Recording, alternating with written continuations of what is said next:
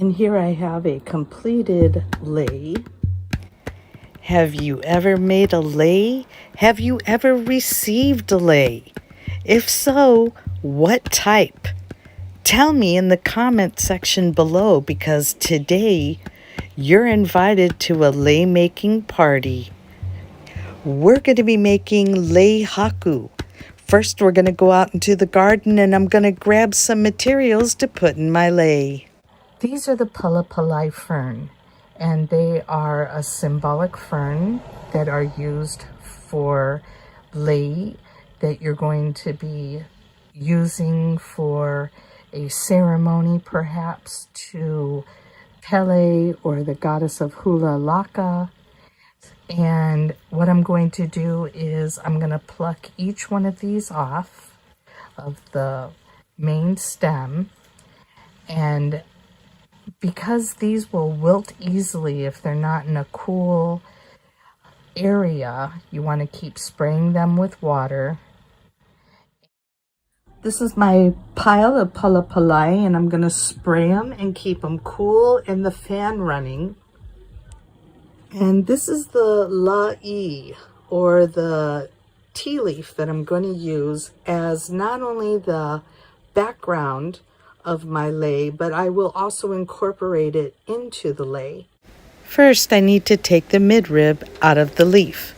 And by that, this midrib needs to be removed so that we can make the tea leaf soft so it can be braided. Now, in order to debone this, what you want to do is make it so that the iwi, or the bone, the parts of the Lāʻī, which is the tea leaf here, we refer to it like a fish. The tip is the pole. You have an iwi here. Iwi means bone, literally. And here we have the hi'u, or the tail of the Lāʻī. You just want to do this so that the leaf, the bone itself, is in half. You're not ripping the leaf in any form. And then using the edge of a table, and with bigger leaves, these are so much easier to do. All you're going to do is you want to take this off. So I'm going to use the edge of the table here. All right, so the main thing is I want to take off this iwi. Okay, so you're going to get this to come off.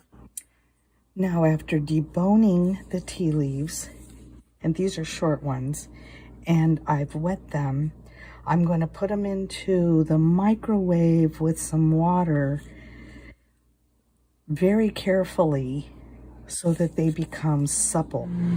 So you got to be careful when you watch them while they're in the microwave. All you want to do is you're basically steaming them just enough to make them soft so they don't crackle or break.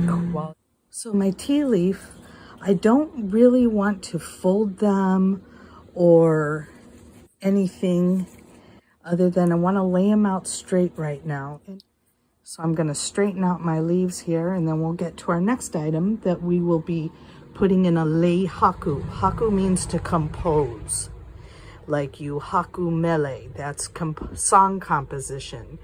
In this case, we are putting together a lei with different materials. Or the other two things I'm going to incorporate into my lei are some of these flowers. And we have roses from a rose bush. Get the clumps ready to use so that when you start making your lei, you're in a rhythm. Now I'm going to use a braided style to braid the flowers and other materials, the fern, into the lei. So I have the loke, or the roses, these other pua, these other flowers, my Lāʻī, which I will be using as the foundation or the backing of the lei, and I also have my Palapalai fern here. Let's begin, shall we? One of the most important rules to remember when you're making lei are to, number one, be in the right frame of mind. In Hawaiian, we have spiritual power. It's referred to as mana. So when you make things, your mana goes into those items that you're making.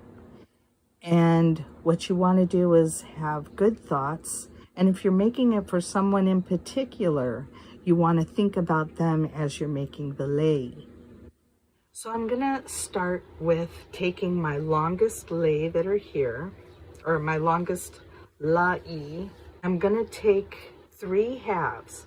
So I'm going to, from the po'o, the tip here, I'm going to create a cut, and then that's going to just take me all the way down evenly. So again, I'm just going to make a split in the leaf at the po'o, and it's going to give me a nice even split. So what I'm going to do is I'm going to take the 3 hi'u and I'm going to tie a knot.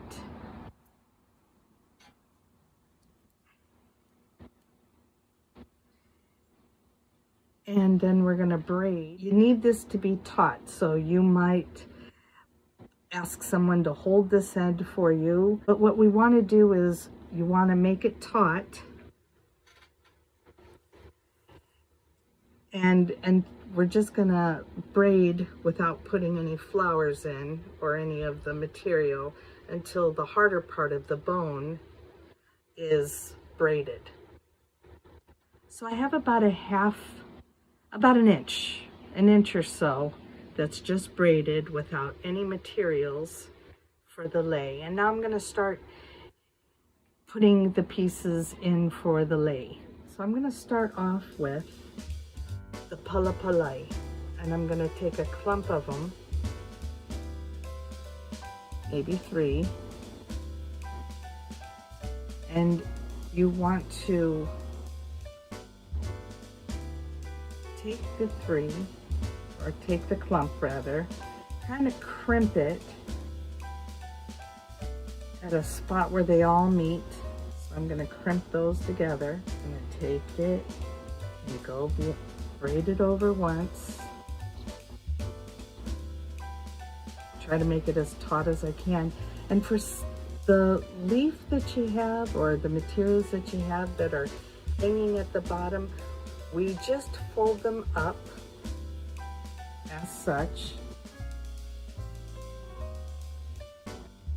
Now we're going to add on the next bunch on top of that. Braid that back over. I'm going to push the leftover bunch up.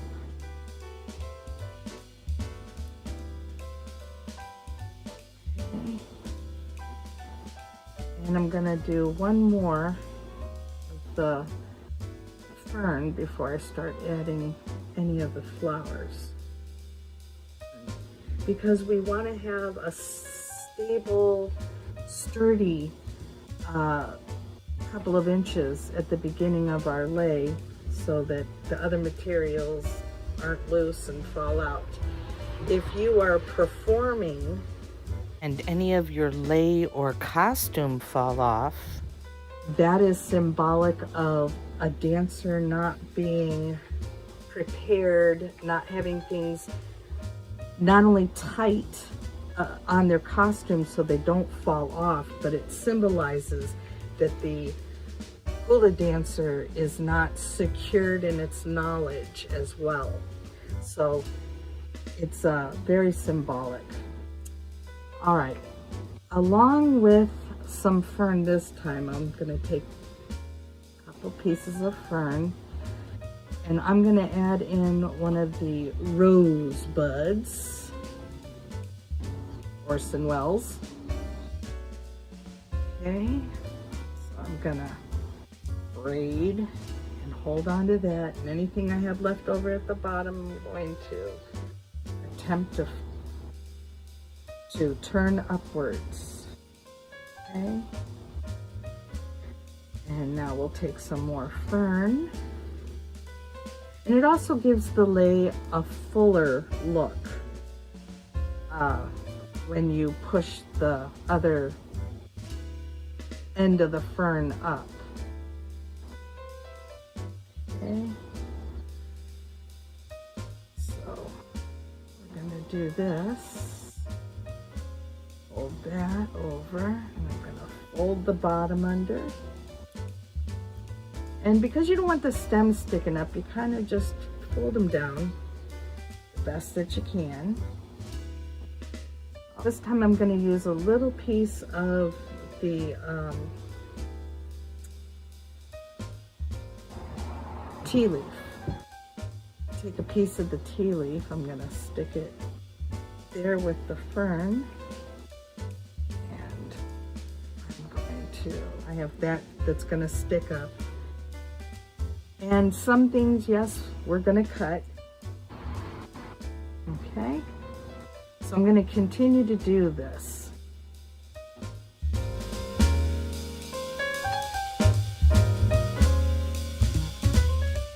Now, at this point, my tea leaf is getting short. So what I'm going to eventually do is I'm going to have to add on, maybe after another couple of turns, I'm going to add on the leaf to continue so that I can make the lei longer. And although it's just the beginning, continue to spray your lei.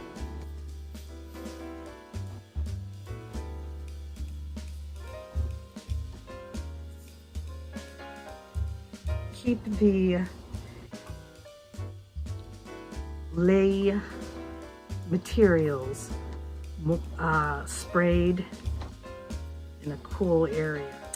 Other things you can do for effects are you can take the tea leaf strips that you're using and you can fold them to make a loop. And then that also adds a nice decoration to the lei.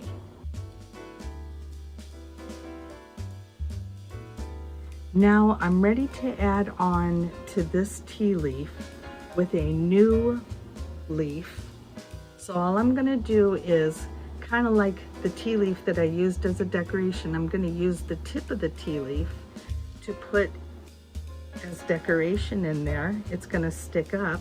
And then down here at the bottom, I'm just going to continue to, you can either fold the old leaf inside the new one, or you can just continue braiding by pushing the two of them together. So we're going to now fold that over and hold it as taut as you can. And then we will continue with the tea leaf or the ferns going in. Ferns in, and we're going to take the tea leaf and pull it over so we have a nice taut pull there. And sometimes you can take that bottom from the previous one and push it up. It makes part of a decoration. You don't want to have to cut that much, and you can use many parts of the stuff coming out of the bottom to just either braid in or fold up. And in some cases, yes, you might have to cut it off. So let's continue on.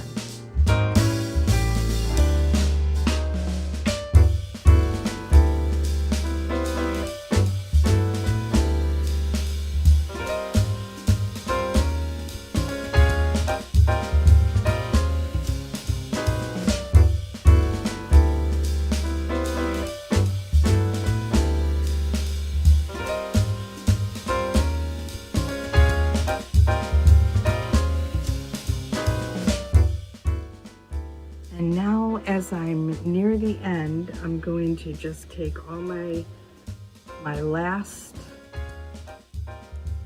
tea leaf that I've been using as the back. We're gonna braid it all together.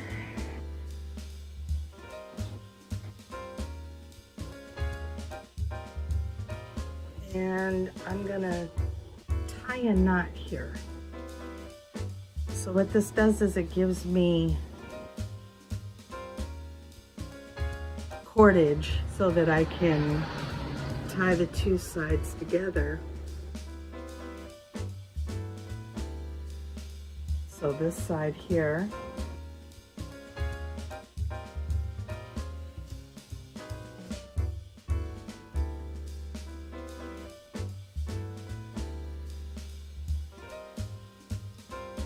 and what you want to do is clip some of the things, some of the straggly ends off. And here I have a completed lei.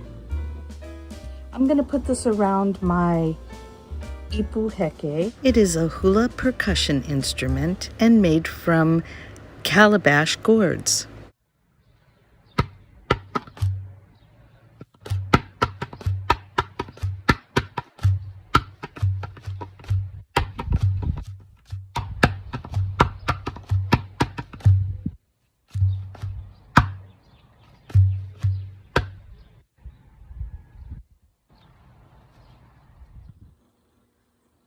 So this is my ipu heke, and it's laying down. And where the heke is connected, that is where I have adorned my instrument. And that's the beautiful Lei Haku, a lei that is composed of different items. And this is done in a braided style. Lei are symbolic of children and sweethearts. Oftentimes in poetry, you'll hear a song about a lei, and not only is it talking about a lei, but it's also referring to a child or a loved one. Perhaps the way that a child holds on to a parent around the neck, or the way in which two sweethearts embrace each other. Lei play a big role in Hawaiian society and poetry and symbolism. This is Seashell Surf saying mahalo nui loa to all of you for joining me on this fragrant and most beautiful day of making a haku lei. I invite you all to subscribe to the channel and hit the bell to receive all notifications. If you enjoyed today's Lei Haku video, how about a thumbs up and hit that like button? And be sure to share the aloha. As we say in Hawaiian, until we meet again, a hui hou and aloha.